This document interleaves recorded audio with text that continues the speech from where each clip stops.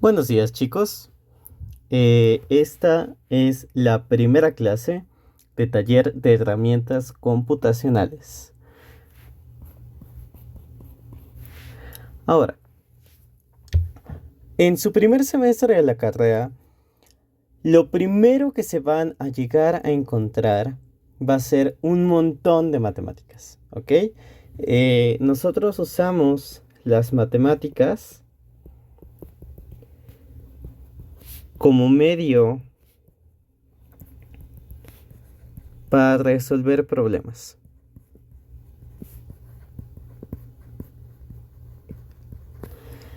Esto normalmente lo vamos a lograr mediante un modelo de la realidad, ¿ok? ¿Cómo se logra esto? Bueno, pues al inicio necesitamos una base teórica y de la base teórica hacemos varios supuestos que nos conducen a una representación de lo que nosotros vamos a llamar la realidad, ¿no? Pero ¿cómo es esta representación? Porque hay veces en las cuales nosotros vamos a llegar a un sistema de ecuaciones, ¿no? Entonces vamos a tener ecuaciones, podemos llegar a tener imágenes y un montón de cosas. Pero particularmente este curso en lo que va a estar interesado es en cómo llegamos a representaciones computacionales, ¿no? Y es que las computadoras han sido una gran forma que tiene la humanidad para llegar a lugares que antes considerábamos imposibles, ¿no? Cuando uno se imagina llegar a la luna, ¿no? Se imagina algo imposible, se imagina algo profundamente lejano, y aún así es algo que logramos con el cómputo que teníamos hace 60 años, ¿no? Lo que hace 60 años antes llamaban una supercomputadora, ahora es mucho menos potente que el celular de la gama más baja que se puedan encontrar. Ujú. Y esto lo logramos mediante la ayuda de las computadoras, ¿no? Pero tenemos un problema.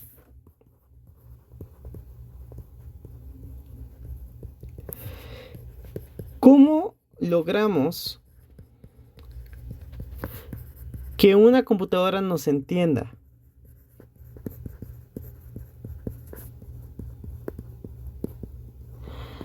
Y este no es un problema sencillo, ¿ok? Las primeras computadoras, la manera en la que lograban esto era programando a un muy bajo nivel, ¿no? O sea, tomar una computadora y convertir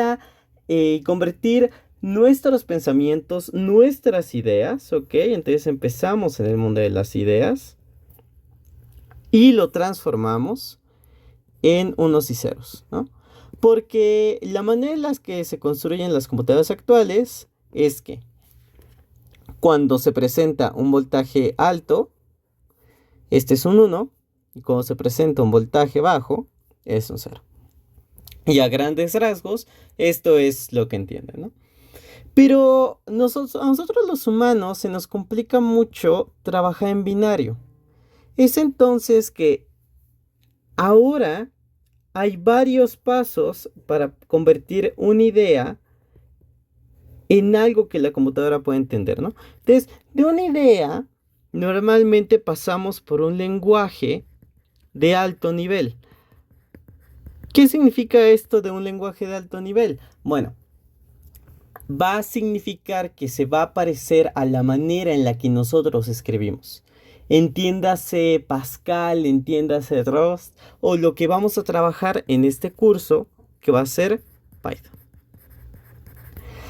Después, este lenguaje de alto nivel lo va a convertir a un código máquina, ¿no? En particular, tenemos Python, que es como que el papá de Python.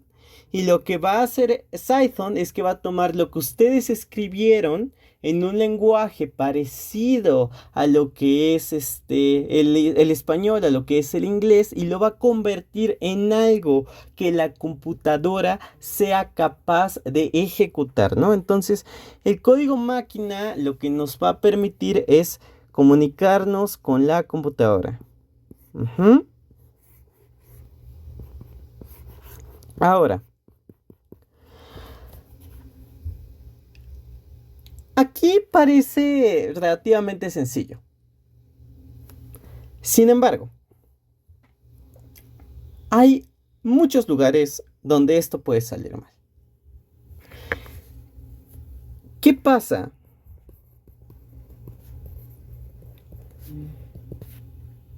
si no podemos realizar nuestra idea? Si no podemos alcanzar nuestra idea. Porque nuestra idea puede ser construir una máquina que resuelva todo. Que si tengo un problema, lo va a hacer. Lo que intentan hacer con ChatGPT y con otros asistentes personales. Queremos una máquina que lo resuelva todo. Pero, ¿cómo? ¿No? Y es una pregunta honesta. ¿Cómo le vamos a decir a una máquina resuelve todo? ¿No? Ah, bueno. Pues lo que tenemos que hacer es que desde un inicio este tipo de ideas hay que limitarlas, ¿no? Porque aquí hay cosas que no podemos controlar. Toda esta parte de acá, hasta cierto punto es determinista. Los unos y ceros son deterministas, la manera en la que la sintaxis se lee para convertirse en código máquina es determinista, y sobre lo que nosotros tenemos control es sobre estas dos partes, sobre cómo conceptualizamos el programa y sobre cómo lo escribimos. Y eso va a definir qué va a lograr. Ujú. Entonces, en esta clase, que espero que sea un poco corta, que no sea tan larga, es que quiero conceptualizar dos temas. El tema número uno: ¿cómo podemos tener buenas ideas? En el sentido de cómo podemos tener ideas que se presten, se facilitan para representarse de esta manera computacional, uno. Y dos, hablar acerca de las limitaciones que tiene estos aspectos computacionales e introducir el concepto de lo que puede hacer una máquina, que es el algoritmo. Ok, entonces empecemos con las ideas. A grandes rasgos, al momento de llegar a tener una idea, al momento de tener, por ejemplo, nuestro modelo, tenemos que preguntarnos qué, verdaderamente qué estamos haciendo.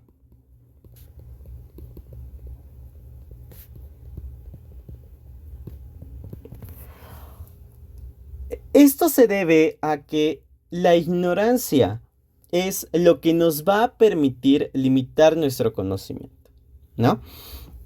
Cuando nosotros, piensen por ejemplo en una cámara, cuando nosotros decimos, queremos hacer un juego, necesariamente nos estamos limitando, ¿no? O sea, estamos diciendo, no queremos una aplicación que lo haga todo, no queremos una inteligencia artificial, no queremos paquetería ofimática. Queremos centrarnos en este género que son los juegos, ¿no? Y esto necesariamente va a hacer que nos definamos, que definamos un quién. ¿Para quién estamos haciendo esto?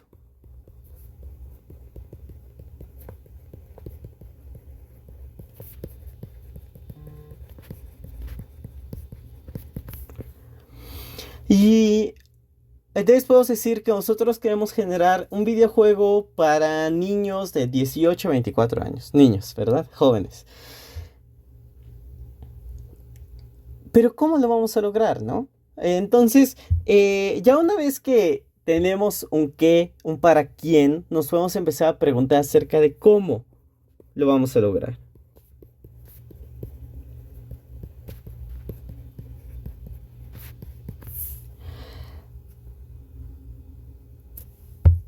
La cuestión más importante del cómo lo vamos a lograr es que el medio va a definir la manera en la cual nosotros vamos a escribir nuestro código, cómo vamos a escribir nuestro programa, porque regresemos al ejemplo que teníamos antes. Regresemos al ejemplo en el cual decíamos que tenemos un modelo. Entonces, cuando nosotros tenemos nuestro modelo, en nuestro modelo podemos pensar que es, yo quiero saber cuánto se tarda un Puma Bus en llegar, ¿no? O cuánto se tarda un metro en llegar. Tenemos nuestro metro acá. Imagínenselo naranja. ¿Cuánto tarda en llegar, no? Entonces, nosotros queremos modelarlo y después de que lo modelamos, queremos simularlo y ver si corresponde con algo en la realidad. ¿Para quién le va a servir ese modelo? Me puede servir a mí. Y si me puede servir a mí, entonces significa que no necesito hacerlo presentable, no necesito llevar a cabo una serie de medidas que se deberían de tomar si alguien más fuera a revisar mi trabajo, ¿no? No es lo mismo escribir un ensayo para tu profesor que lo que sería escribir una tesis para un conjunto de sinodales, ¿no? Para un jurado que va a revisar tu tesis. Y la manera en la que vamos a modelar es a manita. O sea, podemos verdaderamente decir, yo voy a hacer todas las iteraciones que sean necesarias y sacarlas a mano. Pero ya existen máquinas, ¿no? Entonces, podríamos decir, quiero que sea un modelo que voy a meter a una supercomputadora. Entonces, tal vez el lenguaje C nos sirva. Podemos decir, yo quiero que tenga un uso de memoria muy seguro. Entonces, podemos usar Rust, podemos usar Julia. Podemos decir, yo quiero que sea fácil para mí, porque yo no quiero pasar demasiado tiempo haciendo esto. Entonces, Python es un gran lenguaje para iniciar. Pero uno de los grandes problemas que tiene Python tiene un alto consumo de energía, tiene una serie de limitaciones sobre lo que es capaz y no es capaz de hacer. Por ejemplo, es muy difícil hacer programación paralela, entonces tiene que depender de código escrito en otros lenguajes. Es problemático. Al momento de nosotros escoger un medio, necesariamente estamos escogiendo nuestras limitaciones, ¿no? Y ya una vez que tenemos todo esto definido, hay un aspecto que no es tan común. De hecho, dos aspectos que no son tan comunes. Que es el cómo sé que lo estoy logrando.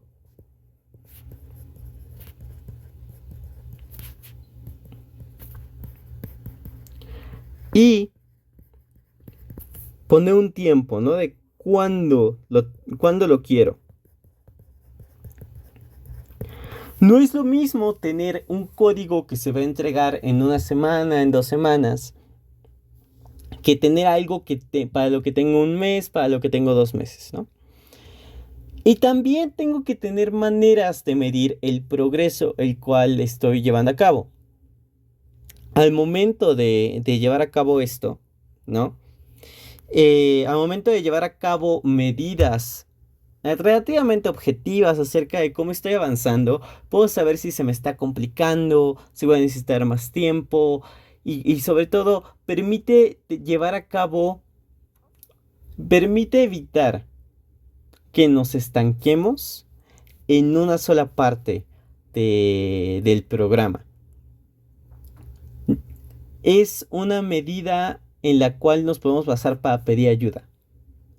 Y es muy importante llevar a cabo tanto este aspecto de la medición como este aspecto de la temporalidad, ¿no? Y entonces esto se puede reducir en el acrónimo SMART,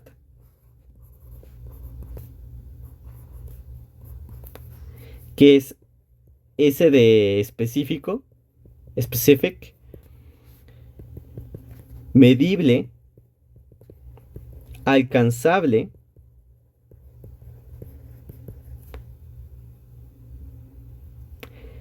temporal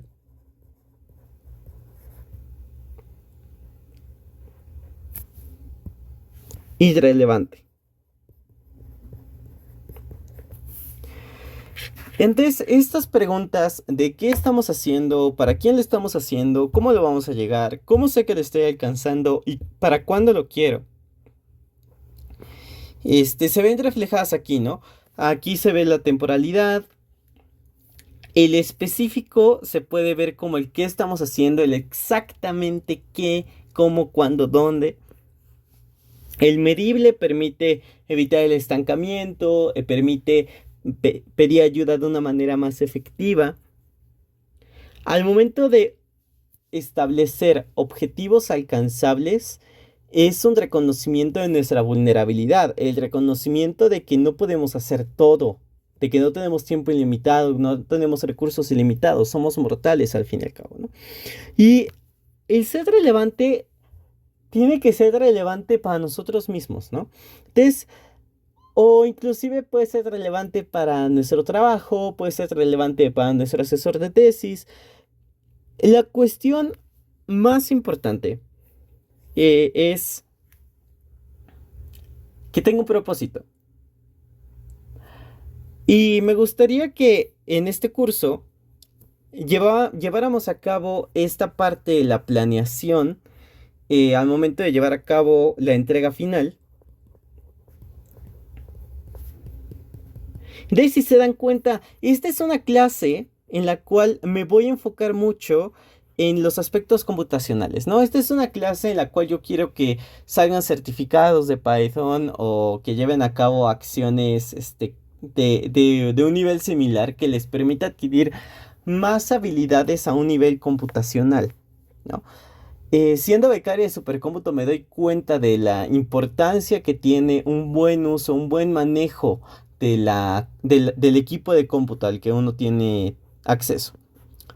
Pero este buen uso se entrena desde antes, ¿no? Porque si no se tiene una buena idea, se pierde mucho tiempo, se pierde poder de cómputo, se pierde energía, se pierde capital humano. Entonces es importante que inclusive antes de sentarse y escribir la primera letra, tenemos que tener una idea de qué estamos haciendo, cómo, para qué. Es así que es importante tener una mente clara, ¿ok? Una mente clara se refleja en un buen código, en un código que se puede mantener, en un código que se puede leer, en un código que alguien más puede llegar a reproducir sin errores, sin equivocaciones. Ujú. Es entonces que hay que tener ideas claras. Una vez que pasamos a las ideas, podemos empezar a ver cómo se van a llevar a cabo. Y la manera en la que vamos a ver si una computadora las puede llevar a cabo, porque una computadora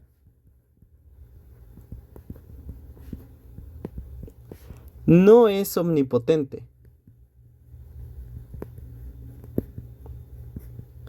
Y eso es muy importante que les quede claro, pero clarísimo.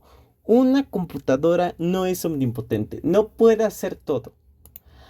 Hay límites a lo que es computable, hay límites a lo que una computadora se puede hacer, e inclusive cuando una computadora lo puede hacer, no significa que lo pueda hacer en un tiempo razonable. Por ejemplo, cualquier contraseña se puede hackear, cualquiera. Dado suficiente tiempo y dado suficiente esfuerzo, una contraseña se puede hackear. Pero esto puede durar más que lo que va a durar el universo, ¿no? Es entonces que hay ciertos aspectos hay ciertas características que tienen los problemas que una computadora sí puede resolver. A nosotros sobre todo nos va a llegar a interesar lo que son los problemas bien definidos.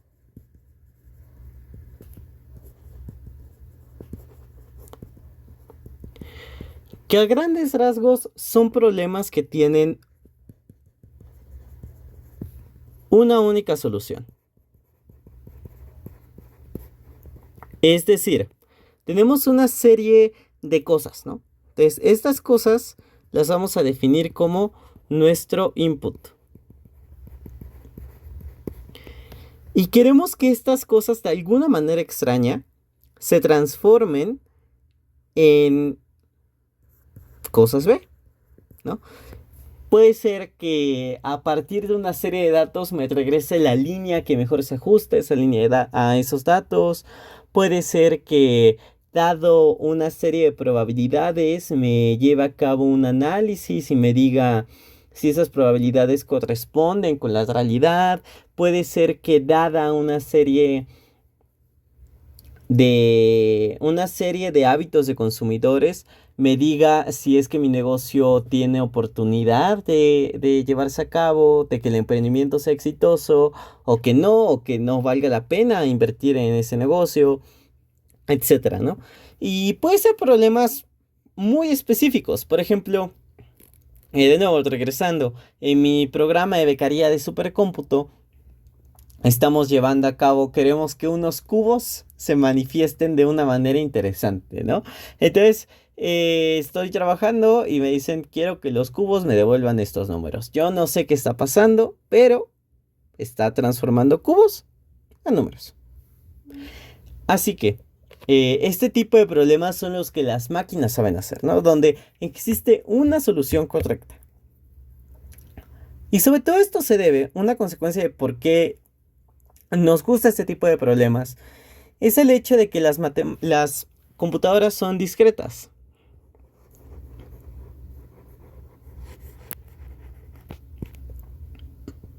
El hecho de que sean discretas necesariamente las limita, ¿no? Las limita enormemente. Y sobre todo, la manera en la que los limita es que como las matemáticas funcionan, perdón, como las computadoras funcionan de una manera discreta, las soluciones se implementan de manera discreta.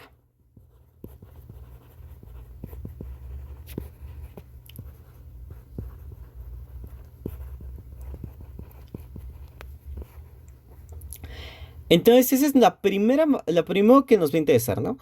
Queremos solucionar problemas. Transformar cosas A en cosas B, ¿no? Un input en un output. ¿Cómo vamos a hacer eso? La manera en la que una máquina conoce cómo hacer esto es mediante el uso de algo que se llama algoritmos. Entonces, los algoritmos de Al-Khwarizmi, de los árabes han sido profundamente importantes en la historia de las matemáticas y de la computación. Es un proceso. Es esta flechita, ¿no? O sea, la manera en la que vamos a convertir las cosas a las cosas B es mediante el uso de un algoritmo. Pero un algoritmo no es cualquier cosa. Número uno, es discreto, ¿no? Entonces, necesariamente se tiene que llevar a cabo una serie de pasos separados el uno del otro. Y sobre todo, esto va a requerir de tiempo, ¿no? Entonces, está ligado a una fisicalidad y a una temporalidad, ¿no? Es como que la primera limitación, no puede ser simplemente magia, que de repente en un instante cosas A se transformó en cosas B. Y tampoco es un continuo. O sea, hay cosas físicas que pasan dentro de la máquina que convierte cosas A de forma discreta a cosas B. Y una cosa interesante que tiene esta cuestión de ser discreto es que cuando nosotros trabajemos con los infinitos y con números reales, nos vamos a tener que proyectar en puntitos discretos, ¿ok? Es decir, una máquina no entiende lo que es un tercio, porque un tercio es 0.333 y otras cosas con proyecciones infinitas, ¿no? No entiende el concepto de infinito, está necesariamente limitado. Y además de que no conoce el infinito, no conoce el continuo. Entonces eso va a tener problemas que van a resultar en dificultades al momento de llevar a cabo computaciones de muy alta precisión. Y por tanto, eso llevan una materia ustedes de esto que se llama análisis numérico, hasta, hasta después de la segunda mitad de la carrera, así que no se preocupen. Pero bueno, entonces es lo uno, ¿no? Ser discreto. Número 2. Un algoritmo tiene pasos elementales. Entonces, estos pasos elementales lo que significa es que, número 1, los tiene que conocer la máquina.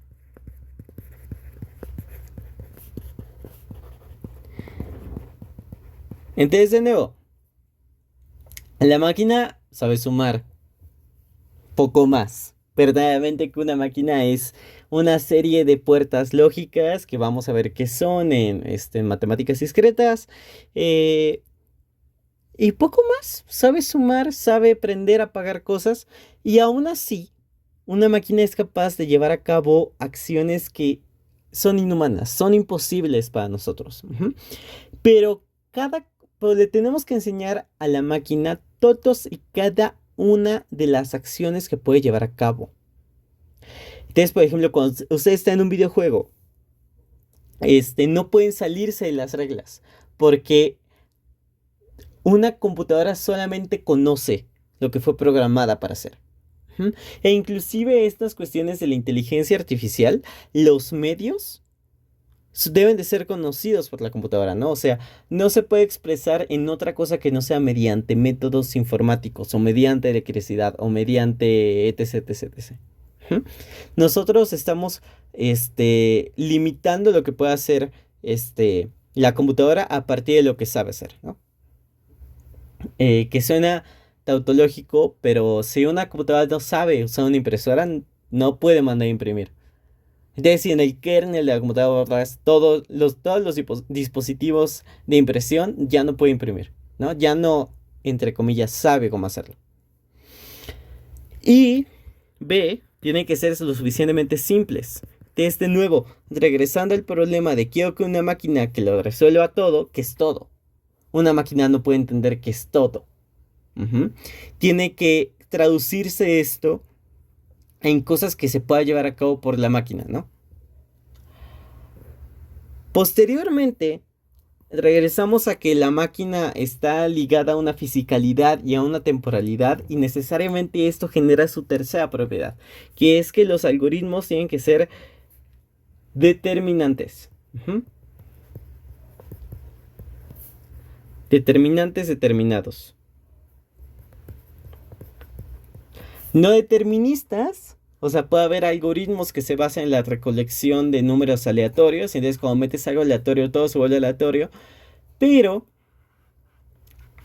si tuvieras exactamente el mismo input de números aleatorios, ¿no? O sea, lo mismo en nada, o sea, la misma semilla, mismas condiciones, mismo todo, genera siempre lo mismo. A, entiéndase A como todas las condiciones iniciales, siempre, siempre va a generar de manera única a B. Ujú. Que esto no significa que B, que si ustedes tienen un programa, un algoritmo que siempre sea devolver uno, devolver uno, devolver uno, no significa que no vaya a ser un algoritmo. Es simplemente que bajo todas las condiciones iniciales exactamente idénticas, produce un resultado idéntico. Ujú. Ahora, 4.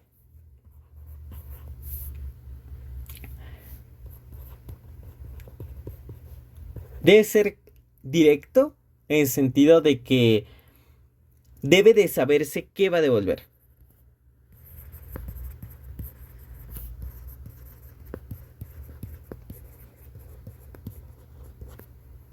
Ujú. Y por último, la quinta propiedad que debe de cumplir es que es generalizable.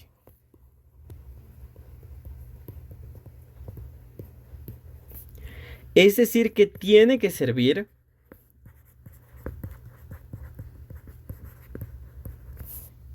para la colección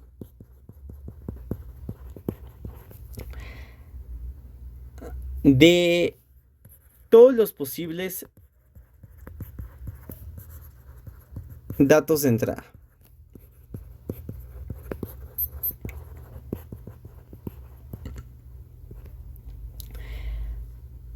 Si nosotros tenemos un algoritmo que va a servir para todos los números enteros, sin importar que ese número entero sea 1, sea 2, sea 3, sea menos 50 o menos un Google, tiene que ser capaz de resolverlo para ese número, ¿no? O sea, si decimos que va a servir para todos los elementos para todos los usuarios de cierto banco, tiene que funcionar para todos los usuarios de ese banco. Tiene que ser generalizable. Podemos decir, este es un algoritmo que solo sirve si le metes este numerito. Vale. Estamos delimitando cuáles pueden llegar a ser los datos de entrada de nuestro algoritmo, ¿no? Pero dentro de la colección que nosotros delimitemos, tiene que servir para ese. El algoritmo tiene que servir para esos datos de entrada. Entonces, de nuevo, necesariamente es discreto. O sea, podemos decir, determinar en qué momento empieza, en qué momento termina. Lleva a cabo pasos que son elementales, que son entendibles por la máquina o por el usuario, y que son relativamente simples de llevar a cabo, se basan en instrucciones simples. Posteriormente, tiene que cumplir que para todos los datos para los mismos datos de entrada, si siempre le vas a meter A, y A te debe devolver B, A te va a devolver B. O sea, sin importar, no es como que de repente un día te va a devolver, si le metes A te va a devolver C, luego si le metes A te va a devolver Z. Tiene que llevar a cabo una lógica donde los mismos ingresos, o sea, siempre que ingresas algo, te tiene que devolver lo mismo. Ahora, uno puede decir, pero yo quiero que me obtenga, que yo quiero programar una moneda, ¿no? O sea, un volado de moneda. Bueno, la manera en la que se lleva a cabo esto es mediante la generación de números aleatorios, random numbers generators, y estos RNG tienen una semilla, y entonces esa semilla les permite llevar a cabo la generación de ciertos números aleatorios, por medio de ciertos saltos, ¿no? De ciertas operaciones. Entonces, técnicamente esto recibe un input. Así que si tú le llevaras a cabo la misma semilla, te debería de devolver exactamente el mismo output si le metes el mismo input. Y si usamos dato aleatorio obtenido de la naturaleza, con esos mismos datos aleatorios obtenidos de la naturaleza, siempre nos va a devolver lo mismo. Esa es la característica de que debe ser determinante, ¿no? Tiene que ser directo, tiene que, que viene del inglés directness.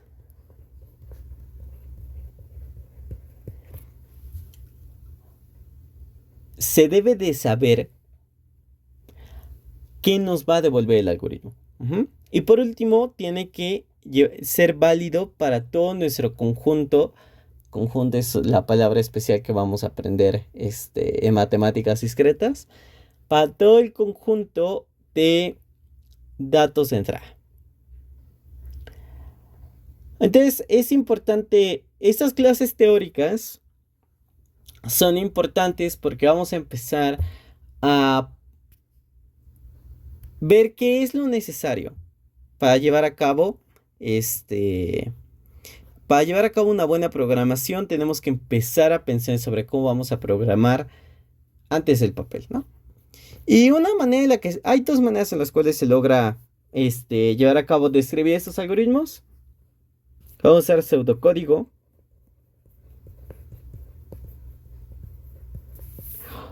O podemos usar también diagramas de flujo.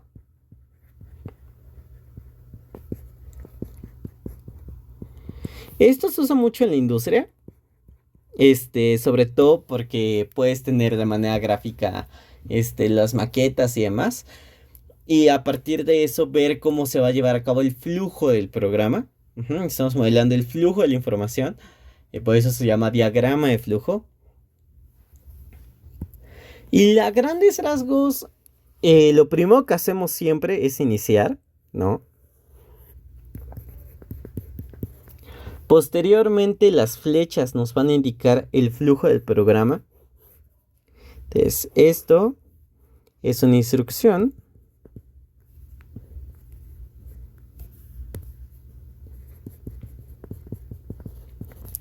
Después de la instrucción, podemos tener otra. Podemos tomar decisiones, ¿no? De esas decisiones se deciden a cabo de, ¿se cumple A? Esa es una pregunta, ¿no? Y aquí podemos decir, sí, si se cumple, se lleva a cabo un cierto tipo de instrucción. Vamos a decir, no, no se cumple, se lleva a cabo instrucción B. Y luego estas se unen y continúa el flujo original del programa. Podemos poner una instrucción final. Y posteriormente terminamos. Fin. Hay otras maneras en las cuales se les puede agregar otras cosas. Por ejemplo, esto significa entrada de dato. Entonces, cuando queramos interaccionar con el usuario, que el usuario nos brinde coordenadas, archivos, lo que queramos, este símbolo nos indica de estamos esperando una entrada de usuario, ¿no? También se puede llevar a cabo impresiones, se puede llevar a cabo consultas de documentos, lo que sea. Pero a grandes rasgos existe una manera gráfica de representar nuestros algoritmos, ¿no? Y otra manera de llevar a cabo esta representación de nuestros algoritmos es mediante pseudocódigo. Entonces, este pseudocódigo es una serie de texto, ¿no? El cual nos va a indicar cómo programar este algoritmo, ¿no? Y la razón por la cual enseño esto es porque yo no sé qué lenguaje van a usar. Yo ni siquiera sabía que iba a usar Bash. En mi vida no sabía qué era Bash, ¿no? Y lo estoy terminando usando para llevar a cabo la programación de scripts, ¿no? Puede que usen Python, puede que usen Julia, pero a grandes rasgos todo esto nos regresa al inicio, ¿no? Cuando estábamos hablando de representaciones computacionales, las ideas son independientes del lenguaje. O sea, una idea se puede llevar a cabo a veces más fácilmente, a veces de una manera más tortuosa, pues se puede llevar a cabo en casi cualquier lenguaje, ¿no? Entonces, por ejemplo, pseudocódigo. Me levanto.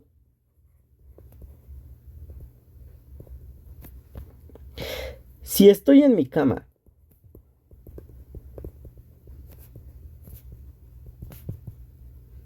la atiendo.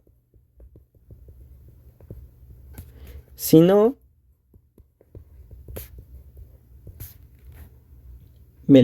si no, prosigo. Prosigo con el paso 2. En el paso 2 puedo decir camino a la cocina. 3. Llego a la cocina. 4. Abro el refrigerador.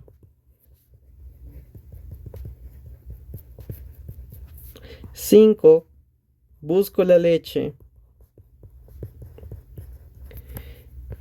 Si hay leche,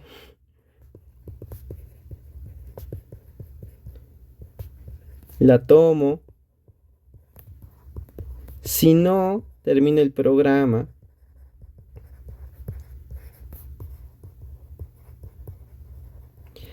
6.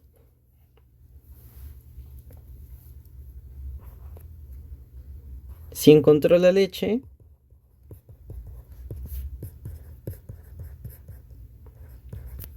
Me sirvo en un vaso. Entonces hay que ser, este sería un algoritmo para servirse un vaso de leche después de despertar.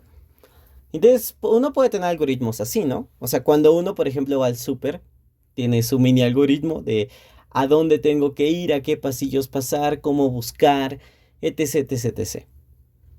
De igual manera, el pseudocódigo tiene ciertas convenciones, por ejemplo, usar ifs, que veremos cuando llevemos a cabo la toma de decisiones, llevar a cabo, tiene maneras de escribir ciclos y demás. Pero a grandes rasgos es usar lenguaje para transmitir los pasos que se tienen que llevar a cabo. Ujú. Entonces, aprendimos hoy acerca de de por qué nos interesan las representaciones computacionales, número uno. Dos, aprendimos acerca de cómo aproximarnos a programar antes de sentarnos a escribir, acerca de la importancia de tener buenas ideas que se puedan llevar a cabo de una manera computacional. Cuatro, aprendimos los conceptos básicos, la definición básica de lo que es un algoritmo, ciertas características que cumple. Y por último, vimos dos representaciones de estos algoritmos, ¿no? Entonces, tarea, escribir un algoritmo.